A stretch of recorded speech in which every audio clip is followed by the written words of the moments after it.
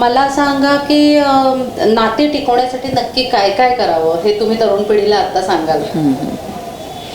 आता नाती टिकवायची म्हणजे काय, तर ती टिकवताना सुद्धा की त्याचा ॲक्सेप्टन्स असणं खूप गरजेचं आहे. म्हणजे मी तुम्हाला जे म्हटलं की गुणदोषांसहित स्वीकार करणं, मग त्याच्यामध्ये काही कमी आहे, माझ्यामध्ये काही कमी आहे, तरीसुद्धा की आपल्याला हे नातं जर पुढे घेऊन जायचं असेल तर जे काही गुण दोष आहेत एकमेकांचे तर त्याच्यासहित स्वीकार करा.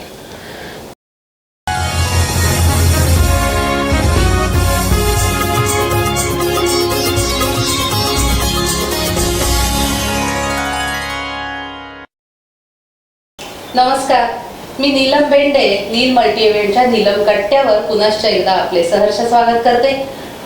आज आपण अगदी नवाकोरा एपिसोड घेऊन आलोय. विषय पण अगदी तुम्हाला सगळ्यांना ज्यामध्ये इंटरेस्ट आहे असाच असणार आहे.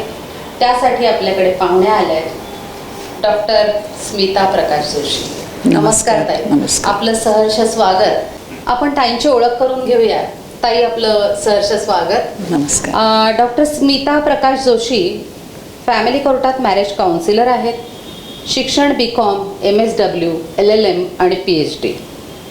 1997 पासून कौटुंबिक न्यायालयात समुपदेशक म्हणून कार्यरत आहेत. 1990 मध्ये महिला सेवाग्राम कर्वे रोड येथे सुप्रिटेंडंट म्हणून कार्यरत होता. त्यांचा बराच बहुआयामी असा अनुभव आहे म्हणून हे सांगते. अनेक वर्तमानपत्र आणि मासिकांमधून लेखन प्रसिद्ध झालंय. सकाळ, लोकसत्ता, सामना, श्री व सौ, विपुलश्री, प्रतिबिंब अशा अनेक ठिकाणी, प्रसार भारती आणि आकाशवाणीवरून प्रसारित होणाऱ्या अनेक कार्यक्रमांमध्ये ताईंचा सहभाग होता. हॅलो सखीमध्ये सुद्धा मुलाखत प्रसिद्ध झालेली आहे. अनेक रिसर्च पेपर नॅशनल आणि इंटरनॅशनल जर्नल्समध्ये त्यांचे प्रसिद्ध झालेले आहेत. त्यांचा खूप अभ्यास आहे या क्षेत्रातला. सगळ्यात महत्त्वाचं म्हणजे ताईंचा हा एपिसोड ऐकून पण मार्गदर्शन मिळू शकेल. त्यांची 4 पुस्तकं आहेत, तीही आपण वाचून त्यापासून मार्गदर्शन मिळवू शकतो. 4 पुस्तकं प्रकाशित आहेत.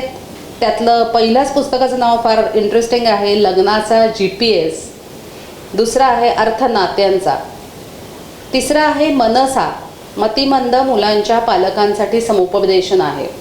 हे पण खूप महत्त्वाचं पुस्तक वाटतंय ताई मला. त्यानंतर 4थं पुस्तक आहे कौटुंबिक वाद सोडवण्यासाठी कौटुंबिक न्यायालय. वाद हे सोडवले गेले पाहिजे, त्याच्यावर उत्तर नक्की मिळवलं पाहिजे.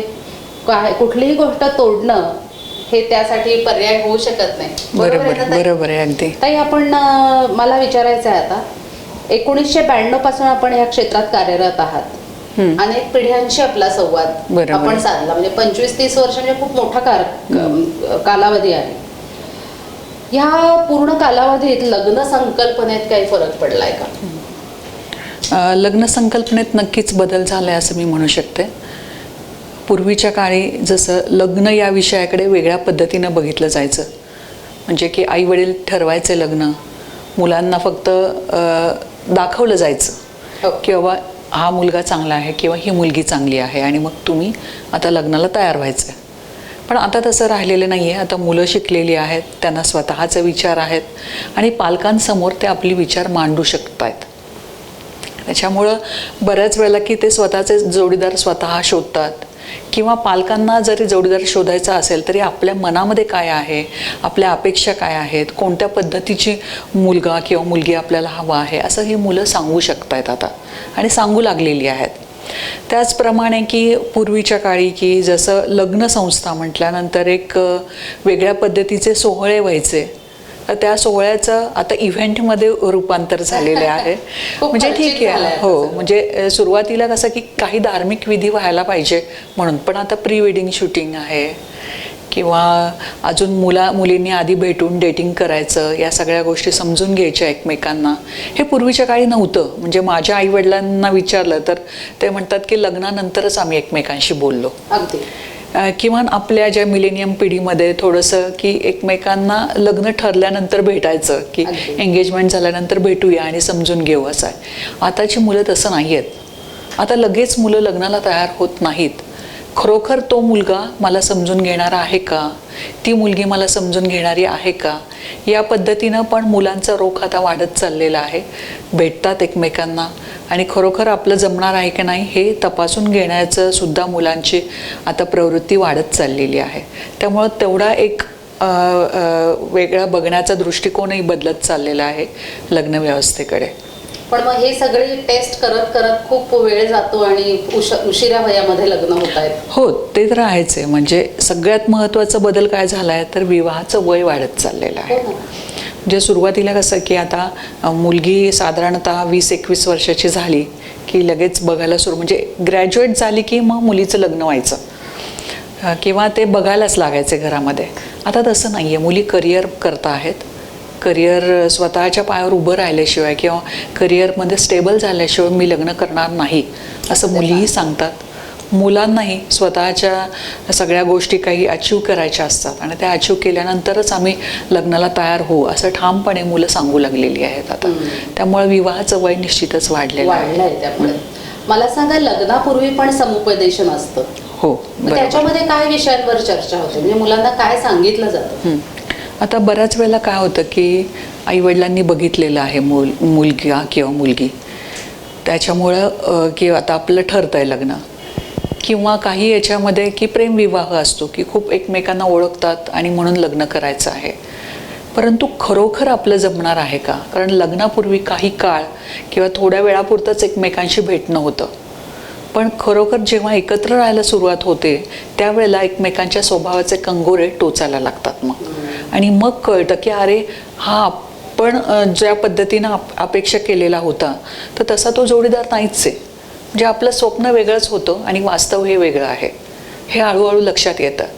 मग आता मुलं सजग होऊ लागलेली आहेत की जरी प्रेमविवाह करायचा असला तरी खरंच आमचं जमेल का हे विचारायला पण येतात आमच्याकडे. अर्थात दोन म्हणजे प्रवाह आहेत ह्याच्यामध्ये की एक अजिबातच विचार करत नाही असाही अजूनही आहे आणि एक खूप मुलं सजग होऊन की स्वतः विचारायला येतात अशी आहेत. परंतु विवाहपूर्व समुपदेशन हे अत्यंत गरजेचं आहे. सुरुवातीच्या काळात आपल्याला वाटतं की हा मुलगा चांगला आहे, ही मुलगी चांगली आहे, स्वभाव जे काही त्यांनी म्हणजे विवाह संस्थेमध्ये नाव नोंदवताना ठरवून दिलेलं असतं तर ते वाटतं असं. पण प्रत्यक्षात तसं आहे का हे पण तपासून घेणं खूप गरजेचं आहे.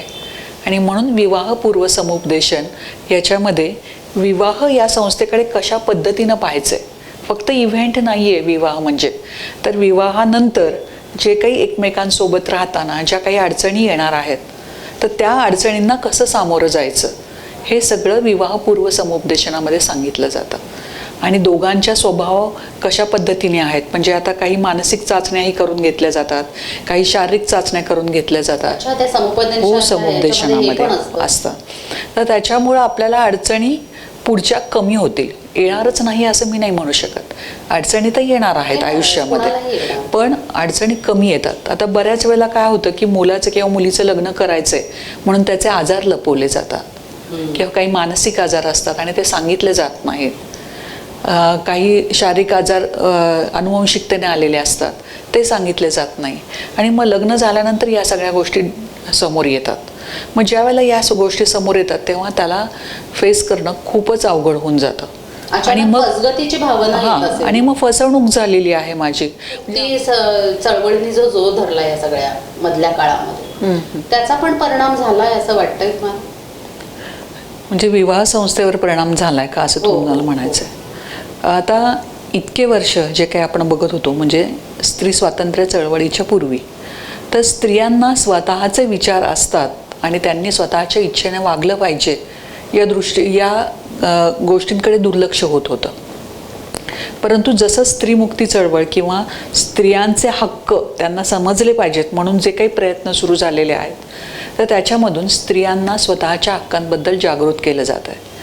त्याच्यामुळे लग्न झालं म्हणजे आता दिली तिथे गेली असं एक पूर्वीची म्हण होती की ज्या ठिकाणी मुलीला लग्न होऊन दिलं तर त्याच ठिकाणी तिने आयुष्यभर राहायचं किंवा दुधात साखर जशी विरघळते तसं तिनं विरघळून जायचं त्या संसारामध्ये. मग तिच्या मनाचा विचार काय, तिचे हक्क काय आहेत, तिचं शिक्षण झालं असेल तर तिला काही पुढे करायचं असेल तर हे सगळं जर करायचं असेल तर त्याच्याकडे दुर्लक्ष केलं जायचं की नाही, काही गरज नाही आहे, स्त्रीनं संसार सांभाळायचा आहे. पण जसं या स्त्रीमुक्तीच्या चळवळी आल्या पुढे आणि स्त्रियांना स्वतःच्या हक्कांची जाणीव करून दिली गेली, त्यावेळेला स्त्री स्वतःचे विचार मांडू लागले. मग लग्नाच्या बाबतीमध्ये सुद्धा की जरी आई वडील म्हणाले की नाही आता तुला या मुलाशी लग्न केलं पाहिजे, किंवा वयामध्ये संगीत शारदा आपण बघितलेलं आहे की वयातलं अंतर असताना सुद्धा फक्त लग्न व्हायला पाहिजे म्हणून लग्न करायचं, तर असं नाही आहे. तर आता मुली सजग झालेल्या आहेत, स्वतःच्या लग्नाबद्दलच्या संकल्पना काय आहेत ते त्या सांगू लागलेल्या आहेत. तसंच लग्न झाल्यानंतर त्यांचं स्वतःचं करिअर डेव्हलप करण्यासाठी ज्या काही गोष्टी घरात करायला पाहिजे तर त्या हक्काने त्या मागू लागलेल्या आहेत आता. त्यामुळे नक्कीच विवाह संस्थेवर याचा पडसाद उमटलेला आहेच. नक्कीच नक्कीच. आणि पण मुक्ती कशापासून पाहिजे याच्याबद्दल काही प्रबोधन होत आहे का? हां, आता मुक्ती कशापासून पाहिजे तर स्त्रीमुक्ती जे म्हटलं जातं तर तसं नाही आहे खरं तर. म्हणजे पुरुषी मनोवृत्ती जी आहे त्याच्यापासून मुक्तता हवी आहे, पुरुषांपासून मुक्तता नको आहे. कारण शिव आणि शक्ती असल्याशिवाय बरोबर आहे. गाडा पुढे जाणारच. कसं आहे की संसार दोघांचा आहे. लग्न म्हटल्यानंतर दोन व्यक्ती आणि दोन कुटुंब एकत्र येत असतात. फक्त आपल्याला एखादा माणूस आवडला म्हणून लग्न केलं असं होत नाही, तर त्याबरोबर त्यांची नातीसुद्धा आपल्या समोर येत असतात. नक्कीच. तर जेव्हा ही नाती सोबत येतात आपल्या, तर त्यावेळेला की ह्या सगळ्या नात्यांना घेऊन पुढं जावं लागतं. तर त्याच्यामुळं या सगळ्या नात्यांचाही विचार करणं गरजेचं आहे. फक्त मला ही आवडली, मला तो आवडला म्हणून लग्न केलं असं होत नाही. तर या सगळ्या गोष्टींचा विचार करणं गरजेचं आहे. मला सांगा की हा विसंवाद कधी सुरू होतो? म्हणजे आता मी बऱ्याच ठिकाणी, म्हणजे आता बऱ्याच आपल्या ओळखीमध्ये पण घटस्फोट होत आहेत, कारण प्रमाण वाढलेलं आहे. आणि नाममात्र घटस्फोट, नाममात्र लग्न झालंय वगैरे असं म्हणतात. तर हा विसंवाद कधी सुरू होतो? म्हणजे तुमच्या पाहण्यामध्ये जे आहे ते 2 वर्ष, 2 महिने, 10 दिवस असं काय, म्हणजे त्याला काही आहे का? आता प्रत्येक केस ही वेगळी असते आणि प्रत्येकाचे प्रश्न वेगळे आहेत. म्हणजे अगदी लग्नाच्या मांडवातच भांडणं झालेली आणि लगेच वेगळे झाले असेही आहेत की एकही दिवस एकत्र राहिले नाहीत. म्हणजे अगदीच नाममात्र लग्न. हो, असे पण आहेत बरेचसे. म्हणजे मध्यंतरी आम्ही सगळ्या विवाह समुपदेशकांनी एक रिसर्च केलेला होता की कमीत कमी किती दिवस एकत्र राहिले, तर 0 ते 6 महिने ह्याच्यातली संख्या सगळ्यात जास्त होती. अरे बाप. हां, तर सुरुवातीच्या काळातच वाद खूप होतात. कारण काय की ज्या अपेक्षा ठेवलेल्या असतात लग्नामध्ये आणि लग्न झाल्यानंतर लक्षात येतं की आपल्या अपेक्षांची पूर्तता होत नाही आहे, आणि मग ती पूर्तता होण्यासाठी जो संयम पाहिजे तो तर बिलकुलच नाही आहे. काही वेळेला फसवणूक झालेली पण आहे, मग ती लग्न तर लवकर मोडतात, ते ठीक आहे. पण ज्यांच्यामध्ये की बाकी फसवणूक नाही आहे पण दोघांचे विचारच वेगळे आहेत, तर एकमेकांना समजून घ्यायला जो वेळ दिला पाहिजे तर तो वेळ दिला जात नाही आहे. मग काय सुरुवातीच्या काळामध्ये की नाही मला जसं पाहिजे तसंच मिळायला हवं, त्यालाही असंच वाटतं, तिलाही तसंच वाटतं. खरं तर विवाहपूर्व समुपदेशनामध्ये हाही भाग खूप महत्त्वाचा येतो. त्याच्यात हेही सांगितलं जातं की जर आपल्या अपेक्षेपेक्षा वेगळा जोडीदार आहे तर आपण त्याच्याशी कसं ॲडजस्ट करणार आहोत. मग जर प्रेम असेल एकमेकांच्याबद्दल की ठीक आहे, मग ॲक्सेप्टन्स हा खूप महत्त्वाचा आहे. मग तुझ्या गुणदोषांसहित मी तुला स्वीकारलेलं आहे की त्याच्यामध्ये काही गुण असतील, काही दोष असतील, पण त्याच्यासहित जर आपण त्याचा स्वीकार केला तरच मग ते नातं पुढे निभावलं जातं. अगदीच. पण हा पेशन्स कमी झालाय, त्याबद्दल तुम्ही काय सल्ला द्याल की मुलं? हो, संयम तर नक्की आहे. कारण तुम्ही नोकरी करायला जाता, पहिल्या दिवशी थोडी प्रमोशन मिळतं. अनेक वेळेला असं होतं की माझं प्रमोशन ड्यू आहे आणि दुसऱ्याच कोणाला तरी मिळतं. अर्थातच बॉसची नजर वेगळी असते त्या संदर्भात, तिथे आपण टिकून राहतो. पण संसारात जरा थोडंसं काही झालं की आपण तोडण्याचा विचार करतो. बरोबर. हा पेशन्स कसा वाढवायला हवा, त्याबद्दल तुम्ही काय सांगाल तरुण? खरोखर जर आपल्याला हे नातं जोडायचं आहे तर त्या नातं जोडण्यामध्ये जे गांभीर्य आहे ना ते विचारात घेणं गरजेचं आहे. लग्न हा इव्हेंट नाही आहे, तर ती आपल्या आयुष्यातली खूप महत्त्वाची घटना आहे. मग या घटनेकडे आपण कशा दृष्टीने पाहतोय, आपल्याला आयुष्याचा साथीदार आपल्याला मिळवायचा आहे. तर तो साथीदार मिळवताना आपल्याला ज्या काही गोष्टी मिळालेल्या आहेत तर त्याचा आनंद कसा घ्यायचा, जो मिळालेल्या नाहीत ज्या गोष्टी तर त्याच्यामध्ये तडजोडी कशा करायच्या, हे दोघांनी समजून घेणं गरजेचं असतं. तर ते नातं टिकतं. मला सांगा, मला आता यातनं असा बोध होतोय की 10 गोष्टी जर मला हव्या असतील माझ्या जोडीदारात, त्यातल्या प्रायोरिटीमध्ये आपण 5-6 ठरवल्या पाहिजे की एवढं Yes. असलं तर मी ह्या 4 सोडायला तयार आहे, असं वाटतं तुम्हाला? हो, बरोबर आहे. मग तुम्ही ते संप्रेषणात ते सांगता, मग लोक तयार होतात असं करायला? आम्ही त्याच्यामध्ये एक सिग्नलचं उदाहरण देतो. म्हणजे आता सिग्नल कसा आहे की ग्रीन सिग्नल असेल तर आपल्याला पुढे जायचं आहे किंवा काही गोष्टी या मला चालणारच आहेत तर मग मी ते पुढे जाऊन घेऊन. जर का काही गोष्टी नकोच आहेत, म्हणजे मला एकत्र कुटुंबामध्ये नाहीच जमणार आहे किंवा मला मूलबाळ सांभाळणं नाहीच जमणार आहे, मला मूलच नको आहे, तर तरीसुद्धा की तो मग रेड सिग्नलला ठेवायला पाहिजे आपल्याला, की काही गोष्टी नाही जमणार आहे तर हे स्पष्टपणे सांगा तुम्ही. आणि काही वेळेला सांगितलं जात नाही म्हणून या अडचणी येतात नंतर. आणि येलो सिग्नल म्हणजे काय की चालेल काही गोष्टी की ठीक आहे त्याची नोकरी असली तरी चालेल किंवा बिझनेस असला तरी चालेल, पण मला समजून घेणारा पाहिजे. म्हणजे कुठे तडजोड करायची आणि कुठे तडजोड अजिबात करायची नाही आहे हे आधी ठरवणं खूप गरजेचं असतं. प्रायोरिटीज ठरवून घेणं हे महत्त्वाचं आहे.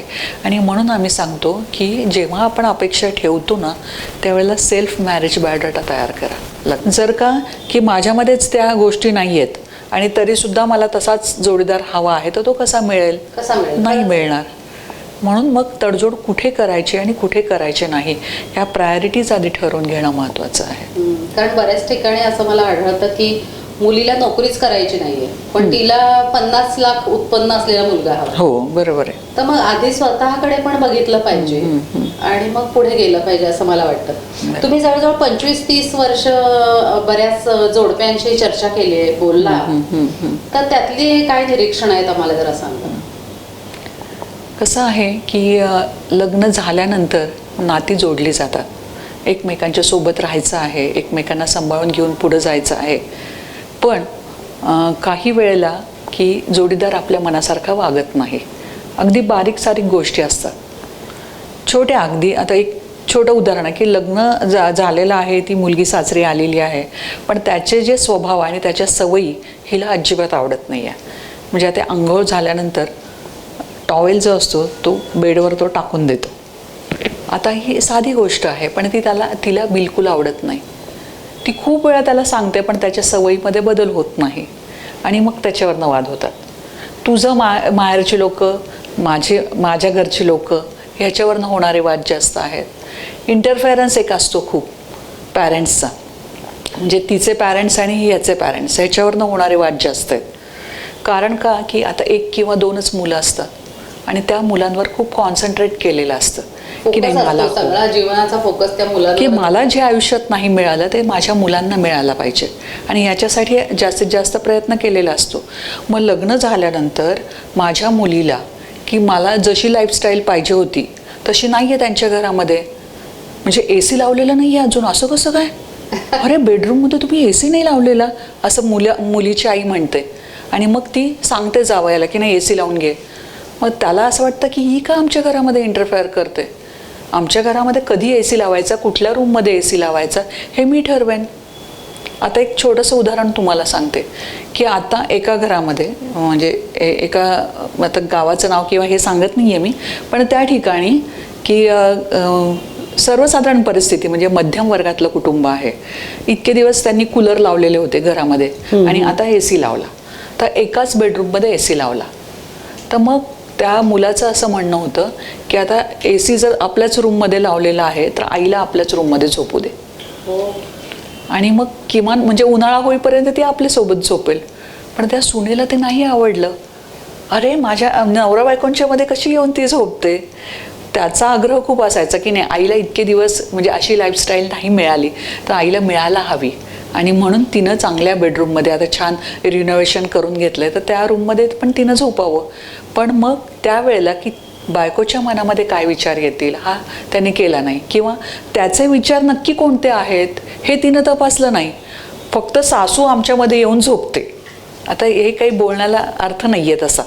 म्हणजे दोघांनीही की कोणतीही कृती करताना एकमेकांच्या मनाचा विचार करणं पण खूप गरजेचं आहे. त्याने पण तिला समजवायला हवं होतं की माझा त्या मागचा उद्देश काय आहे. हे समजलं जात नाही. कम्युनिकेशन गॅप, गैरसमजुती खूप असतात, मिसअंडरस्टँडिंग आहे आणि त्याच्यामुळं होणारे वाद हे खूप जास्त आहेत. खूप गरजेचं असतं. म्हणून पहिले 6 महिने एकमेकांना समजून घ्या.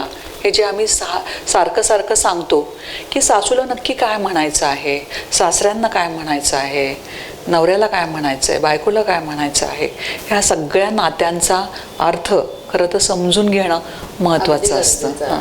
आणि त्या जर गोष्टी, आणि हे माझं घर आहे म्हणून जर तिथे गेली ती, तर मग तिला ते सगळं समजून घेणं सोपं जातं. बऱ्याच वेळेला सासूला असं वाटतं की तिनं मला आई म्हणावं, म्हणून ती सांगते की सासूला की सासूबाई नका म्हणू, आई म्हण. पण मग आई म्हटल्यानंतर आपल्या मुलीच्या ज्या काही चुका आपण पदरात घेतो की ठीक आहे मुलगी चुकली तरी तिला सांभाळून घेतो, तसं सासूने तिला पण सांभाळून घ्यावं. एखाद्या वेळेस ती काही बोलली तर मग सुनेला असं वाटतं की सासूनी सांभाळून घ्यावं. पण मग तिथे पुन्हा रिलेशनमध्ये की सासू सुना, मग सासूला असं वाटतं नाही, लेक जशी वागली तशी नाही तिनं वागलं पाहिजे, तिनं जबाबदारीनं घरातलं सगळं सांभाळलं पाहिजे. तर मग या गोष्टींमध्ये कुठेतरी तणाव निर्माण होतात, नाती समजून घेताना तणाव निर्माण होतं. आणि म्हणून खरं हे लग्न तुटण्याचं प्रमाण जे काही वाढलेलं आहे ते याच्यासाठीच आहे की गैरसमज आहेत, इंटरफेरन्स आहे दोन्ही फॅमिलीचा, त्याच्यामुळं होणारे ताणतणाव जास्त आहेत. तुम्हाला असं वाटतं का की थोडी मॅच्युरिटी आपली पण वाढते, म्हणजे तरुण मुलींची, त्यांना काही 5 वर्षांनी वाटतं की त्या सांगत होत्या ते बरोबर होतं, मग हे घटस्फोट झाल्यानंतर असं पश्चात हे झालंय की मी उगाचच त्या मुलाला सोडलं, किंवा अशा पण केसेस तुमच्याकडे येतात? हो, येतात खरं तर. कारण सुरुवातीच्या काळामध्ये की संयम कमी राहतो, खूप राग आलेला असतो एखाद्या व्यक्तीचा, त्या घटनेचा खूप राग आलेला असतो आणि मग त्या रागाच्या भारात निर्णय घेतला जातो की नको, मला नाहीच हे नातं सांभाळायचं, मला कोणत्याही परिस्थितीमध्ये या नात्यातून मोकळं करून द्या आणि मला घटस्फोट पाहिजे म्हणजे पाहिजेच. या ह्याच्यावरती मुलगी असते किंवा तो मुलगाही असतो की मला नाहीच हिच्यासोबत राहायचं. पण लग्न म्हणजे घटस्फोट झाल्यानंतर काही दिवसांनी लक्षात येतं की अरे आपण ज्या गोष्टींसाठी हे नातं तोडलेलं आहे ना, खरं तर आयुष्यात आपल्याला ह्या सगळ्या गोष्टी ॲडजस्ट कराव्याच लागणार आहे. दुसरा मिळणारा माणूस आपल्याला चांगला मिळेलच असं नाही, त्याच्यामध्ये आपल्याला हवे असणारे सगळे गुण असतीलच असं नाही. मग आपल्याला तेव्हाच जर आपण ॲडजस्ट केलं असतं तर बरं झालं असतं, अशी पश्चात बुद्धीसुद्धा येते. आणि खरं तर ज्या वेळेला न्यायालयात केसेस येतात कौटुंबिक न्यायालयामध्ये, तेव्हा समुपदेशन हे सुरुवातीला असतं. पण खूप महत्त्वाचं आणि म्हणूनच आहे हा महत्त्वाचा टप्पा आहे. आणि कायद्यामध्ये सुद्धा ही जी सुधारणा केली की सुरुवातीला सगळ्या ज्या केसेस आहेत या दिवाणी न्यायालयामध्ये चालायच्या, परंतु मग असं लक्षात आलं की नात्यामधले जे तणाव आहेत ते वेगळ्या पद्धतीनं सोडवले पाहिजे. म्हणजे त्यातला जे अलवारपणाने ते सोडवलं पाहिजे, फक्त कायदा बघून चालणार नाही आहे त्याच्यामध्ये. तर ती नाती टिकवण्यासाठी किंवा कुटुंब संस्था टिकवण्यासाठी प्रयत्न करणं खूप गरजेचं आहे. म्हणून हा कौटुंबिक न्यायालय कायदा हा वेगळा अस्तित्वात आला आणि त्याच्यामध्ये समुपदेशन असायला हवं. हे जेव्हा सगळं अभ्यास करून ठरवलं गेलं तेव्हा समुपदेशक हा एक पद निर्माण करण्यात आलं. त्यामुळं कौटुंबिक न्यायालयामध्ये जेव्हा केसेस येतात त्यावेळेला सुरुवातीला हे समुपदेशकांकडे पाठवलं जातं आणि मग समुपदेशक या दोन्ही बाजू लक्षात घेतात की कशामुळे हे वाद आलेले, ही केस कशासाठी आलेली आहे, काय वाद आहेत त्या दोघांमधले, काय मिसअंडरस्टँडिंग्स आहेत, आणि मग ते काही समजुतीनं सोडवण्याचा प्रयत्न केला जातो की तुम्ही दोघंही एकत्र या, की या गोष्टी झाल्या असतीलही, पण तेव्हा त्यांना समजावून सांगितलं जातं की या घटस्फोटापर्यंत जाऊ नका किंवा हे तणाव निर्माण होणारच आहेत, तर मग समजून घ्या एकमेकांना, असा प्रयत्न करून ती नाती पुन्हा टिकवण्याचा प्रयत्न केला जातो.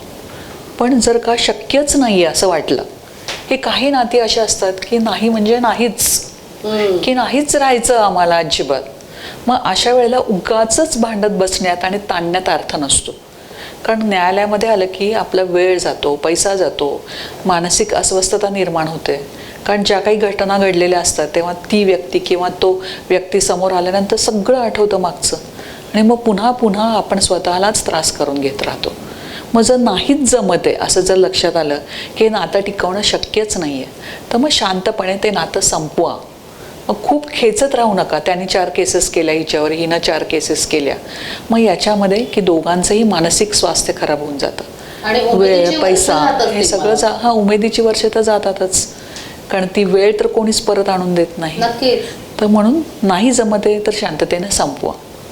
अशा दोन्ही बाजूनी समुपदेशन केलं जातं. अगदीच मस्त. मला सांगा की आता लिव्ह इन मध्ये लोक राहायला लागलेली आहेत, तर याचं किती प्रमाण आहे? म्हणजे खूप मोठ्या प्रमाणावर आहे का हे सगळं?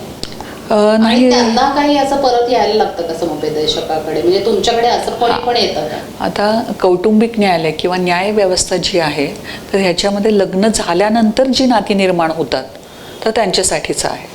त्यामुळे लिव्ह इन रिलेशनशिपमध्ये राहणाऱ्या लोकांच्या केसेस या कौटुंबिक न्यायालयामध्ये येत नाही. हां, मग त्यांच्यासाठी काही कायद्याला आधार आहे का? तर निश्चित आहे. समजा की लिव्ह इन रिलेशनशिपमध्ये राहत आहेत आणि किती वर्ष राहायचं हे सगळं ॲग्रीमेंट करून घेतलेलं आहे, ठरवून घेतलं आहे, पण त्या कालावधीमध्ये जर त्या स्त्रीला त्रास झाला तर ती डोमेस्टिक व्हायलन्सची केस करू शकते न्यायालयामध्ये. की आम्ही हो, पती पत्नीसारखं आम्ही राहत होतो किंवा राहत आहोत आणि तरीही मला हा त्रास होतो आहे, आणि म्हणून ती न्यायालयामध्ये दाद मागू शकते. परंतु बाकीच्या ज्या गोष्टी आहेत त्याच्यामध्ये की एकमेकांना वेगळं करा किंवा, तर ह्याला काही कायद्याचा आधार नाही आहे. तुम्ही केव्हाही एकत्र येऊ शकता, केव्हाही वेगळं राहू शकता. म्हणून कौटुंबिक न्यायालयापर्यंत या केसेस येत नाही. आणि तुम्ही जे म्हणालात की याचं प्रमाण किती आहे, खरं तर फार नाही आहे. कारण लक्षात येत आहे मुलांच्या की ह्या नात्याला तसा काही अर्थ नाही आहे. म्हणजे पुन्हा अपेक्षा आहेतच, लग्नामध्ये अपेक्षा आहेत, लिव्ह इन रिलेशनशिपमध्ये अपेक्षा नाही आहेत असं आहे का? तर नाही आहे, अपेक्षा आहेतच तिथेही, सगळीकडे आहेत. हो, म्हणजे आपण अगदी मित्र जरी एकमेकांच्या सोबत मैत्रिणी राहायचं म्हटलं तरी सुद्धा अपेक्षा असतात. प्रत्येक नात्याला एकमेकांच्याकडनं अपेक्षा आहेत. आईला अपेक्षा आहेत मुलीकडनं, मुलीला आईकडनं आहेत, आई मुलगा आणि वडील यांच्या नात्यामध्ये अपेक्षा आहेत, सासू सासऱ्यांच्या नात्यामध्ये अपेक्षा आहेत. म्हणजे अपेक्षा इथे पण आहेतच. नक्कीच. हां, मग त्या अपेक्षा पूर्ण नाही झाल्या की वाद होतात. मग फक्त त्या वाद न्यायालयात जाऊन सोडवायला नको किंवा कायद्याचं बंधन नको म्हणून लिव्ह इन रिलेशनशिपमध्ये राहा असं आहे. हो, ते रिस्की आहेच आहे, पण ठीक. म्हणजे काही आपण जे बघितलेलं आहे तर काही महिलांना खूप अत्याचार झालेला आहे, त्याच्यामध्ये मुलं झालेली आहेत. मग मुलांना कोणाचं नाव द्यायचं, कसं करायचं, हे सगळे प्रश्न पुढचे खूप निर्माण झालेत. लिव्ह इन रिलेशनशिपचं प्रमाण जरी वाढत असलं तरी कुटुंब संस्था ही अढळ आहे आणि तिला कोणीही धक्का लावू शकत नाही, हे मी ठामपणे सांगू शकते. कारण कुटुंब शब्द आहेत हे मंडळी, ताईंनी आपल्याला खूप आश्वासक शब्द दिलेले आहेत. कुटुंब संस्था ही अविरत चालणारी संस्था आहे आणि ती कधीही डळमळीत होणार नाही. कारण आम्ही न्यायालयात पाहतो आहोत की एवढे घटस्फोट होत आहेत, पण घटस्फोट झाल्यानंतर लोक पुनर्विवाह पण करतायत. ते गरजेचं वाटतंय. हो, कोणीतरी सोबत अशी आश्वासक सोबत असावी की जी कधीही मला समजून घेईल, माझं दुःख समजून घेईल, माझा आनंद समजून घेईल, मला साथ देईल. आणि ती संरक्षण जे असतं ते त्या नात्यामध्ये असतं. अगदी. आणि म्हणून बघा की कोणताही व्यक्ती जो काही यशस्वी झालेला आहे किंवा कोणती स्त्री किंवा पुरुष, तर त्याला कुटुंबाचा आधार असतो. जोपर्यंत कुटुंब आपल्यासोबत नसेल तर आपण काहीही करू शकत नाही. पण कोणतेही प्रसंग येऊ देत, पण कुटुंब जर सोबत आहे तर आपण कोणत्याही प्रसंगाला सामोरं जाऊ शकतो, अगदी मात करू शकतो, संकटाला निपात करू शकतो. ताई मला सांगा, नातेसंबंधांचं असं कुठे ट्रेनिंग दिलं जात नाही. समजा मी जर काही शिकले असेल तर मी माझ्या आई वडिलांकडे बघते. बरोबर आहे. की त्यांच्यामध्ये कॉन्फ्लिक्ट झाले तर ते कसे सोडवतात, ते आपापसात कसे वागतात, किंवा घरात माझी आजी माझ्या आईला काही बोलली, आई त्यांना कशी उत्तरं देते. तर अशा प्रकारचं सगळं म्हणजे एकमेकाकडे बघून शिकतो आपण नातेसंबंध. बरोबर आहे, बरोबर आहे. मग आता जे पेशन्स कमी झालाय आणि नात्यांमधले विसंवाद वाढतायत, किंवा मुलींनी आधीच लिहिलेलं असतं याच्यावरती की सासू सासऱ्यांबरोबर राहायची तयारी नाही किंवा व्हॉट एव्हर, तर मग हे असं का होत आहे? म्हणजे आपण आधीच्या पिढीकडे बघून जे काही शिकलो ते आपण सगळं विसरलोय का? आता कुटुंब पद्धतीमध्ये बदल होतोय. मी म्हटलं की कुटुंब संस्था अविरत चालणारी संस्था आहे, पण त्या पद्धतीमध्ये बदल होतोय. पूर्वी जसं की एकत्र कुटुंब पद्धती होती, मग त्याच्यामुळे आपल्या आजी, आत्या, मामा, मामी या सगळ्या गोष्टी म्हणजे या सगळ्या नात्यांवर मुलांचं लक्ष असायचं की मुलं कशी पाहत आहेत याच्याकडे, की आज आत्याच्या बाबतीमध्ये काय झालं, मामाच्या बाबतीमध्ये काय झालं, काका काकूंच्या बाबतीमध्ये काय झालं, आणि त्यातून बोध घेऊन पुढे जायचे मुलं.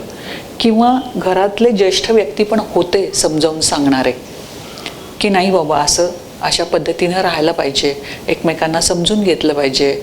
लग्न म्हणजे काय हे आजी नातीला समजून सांगायची, काकू एखादी समजून सांगायची. पण आता काय झालेलं आहे की विभक्त कुटुंब पद्धती आहे.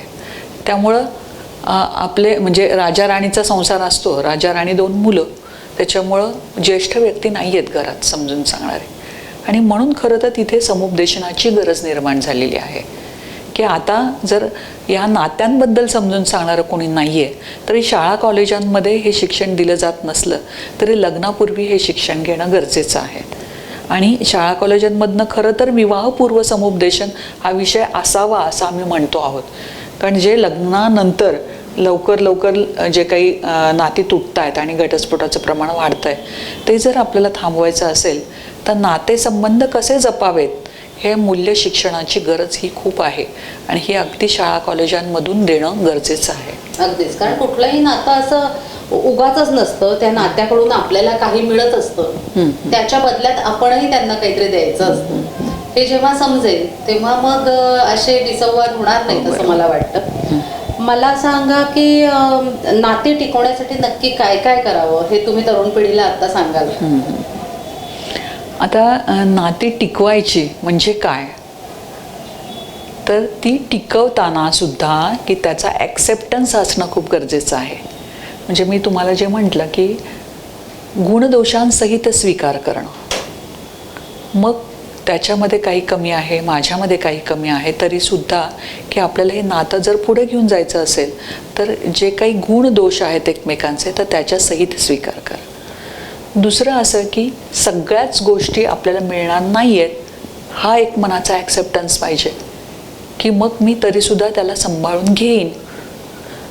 जे काही गैरसमज होता तर ते गैरसमज वाढण्यापेक्षा त्या तिथल्या तिथेच मिटवा.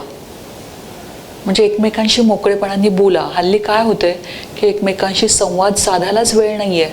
दोघंही करिअरिस्ट आहेत, सकाळी बाहेर पडलं की रात्रीच येतात सगळे, आणि त्याच्यामुळं एकमेकांशी जे काही बोलायला पाहिजे ते संवादही होत नाहीत. कारण आता पती पत्नी आणि वो असतो मध्ये मोबाईल, फारसं काय तर ते त्याच्यावर बोललं जातं. म्हणजे खूप गोष्टी ज्या आहेत त्या एकमेकांशी एवढ्या बोलल्या जात नाही, त्या आपण व्हॉट्सॲपवर आणि या चॅटिंगवर बोलत राहतो. पण तो संवाद नाही आहे. संवाद साधायचा असेल तर एकमेकांच्या स्पर्शांची पण गरज आहे. अगदी, की म्हणजे एक आश्वासक स्पर्श, की समजा आता पत्नी ऑफिसमधून आली आहे, खूप दमून आली आहे आणि काहीतरी घटना अशी घडली आहे की तिला खूप वाईट वाटतं आहे, ऑफिसमध्ये तिचा बॉस रागवला आहे, काही गोष्टी तिच्याकडनं चुकलेल्या आहेत आणि ते सगळा स्ट्रेस घेऊन ती आली आहे. आणि जर नवऱ्याने फक्त तिच्या पाठीवरून हात फिरवला आणि म्हणाला की मी आहे तुझ्यासोबत, काही काळजी करू नको, जे होईल ते होईल, मी तुझ्यासोबत आहे. आणि हे नुसतं बोलून नाही, एक पाठीवरनं तिच्या हात फिरवणं, हातात हात घेणं, हगिंग करणं, किसिंग करणं, ह्या गोष्टी पण खूप महत्त्वाच्या असतात. अगदी, आम्ही जे सांगतो की सेक्समध्ये सुद्धा की रोल प्ले महत्त्वाचा असतो. तर रोल प्ले केव्हा सुरू होतो? बेडवर नाही.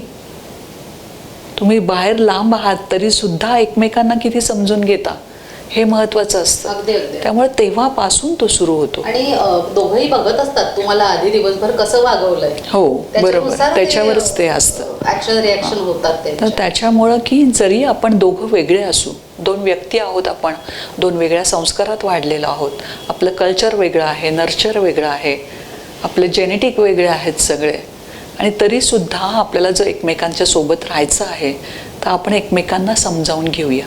काही तुझं चुकेल, कधी माझं चुकेल, पण तरीसुद्धा आपण एकमेकांची साथ सोडायची नाही आहे. हा जर आश्वासक शब्द दोघांनी एकमेकांना दिला तर मग ते नातं पुढं घेऊन जाता येतं.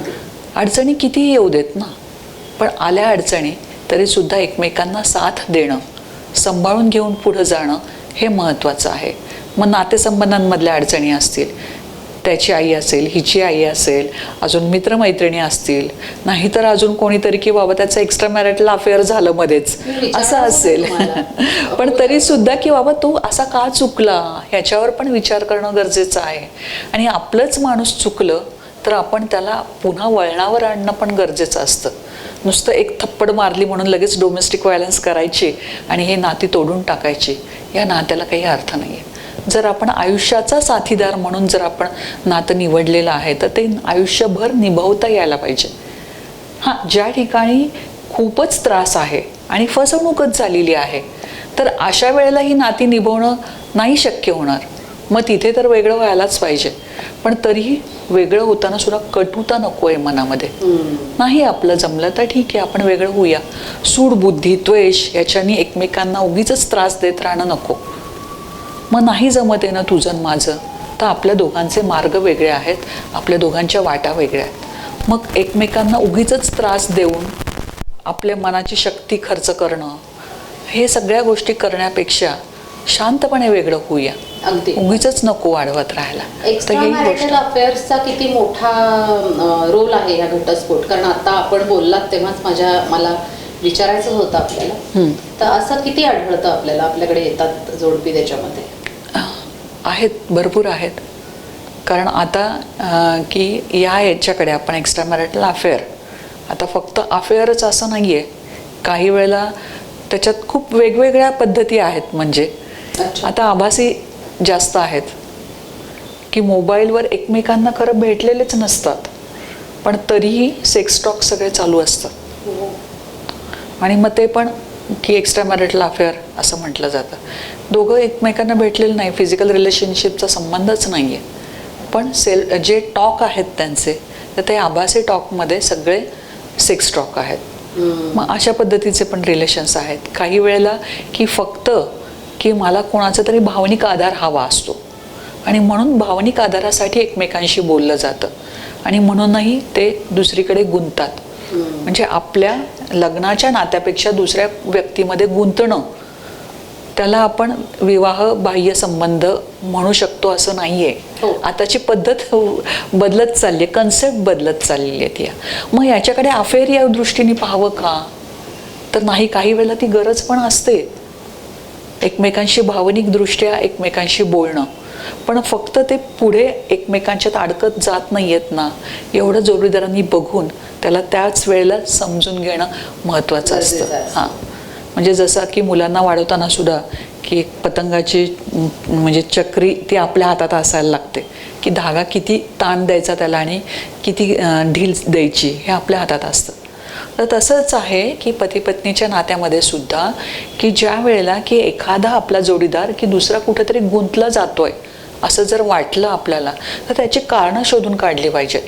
आणि मग वेळीच त्याला जर आवर घातला की हे तर तुझं चुकतंय, नाहीतर होतं काय की त्यावेळेला बोललं जात नाही. मग एकमेकांचे फोन हॅक करा, मग सगळं टॉकिंग काढा त्यांचं, कुठले तरी व्हिडिओ शोधा, म्हणजे इतकं ते मागच लागले जातात एकमेकांच्या. आणि मग बोलणं तर सोडाच, पण फक्त दुसरी व्यक्ती कशी चुकती आणि ते मी कसं शोधून काढती आहे ह्याच्याकडे लक्ष केंद्रित केलं जातं. तर हे सगळं करण्यापेक्षा सरळ समोरासमोर बोला ना एकमेकांशी की ही तुझ्याकडनं चूक झाली आहे, का झाली अशी चूक. कदाचित तो किंवा ती म्हणेल की माझी चूक झाली, यापुढे असं होणार नाही, पण मग वेळीच माफ करायला पण शिका. कारण समजून घ्या.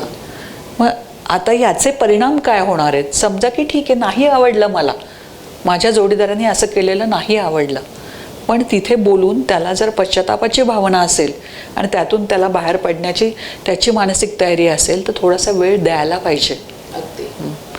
मग आता अर्थात हा वेळ देणं न देणं हे पुन्हा प्रत्येक व्यक्तिपरत्वे वेगळं असतं. एखाद्या स्त्रीला असं वाटतं की माझा जोडीदार दुसऱ्या कोणाबरोबर जाऊन आला तर मला काही एवढं विशेष वाटत नाही आहे त्याच्यामध्ये. दुसऱ्या एखादीला नुसतं एखादं चॅटिंग केलं, हाय हाय हाय हॅलो, त्याच्यामध्ये हाय जानू, आय लव्ह यू असा मेसेज जरी टाकला तरी त्याचा अफेअर आहे असं ती म्हणते.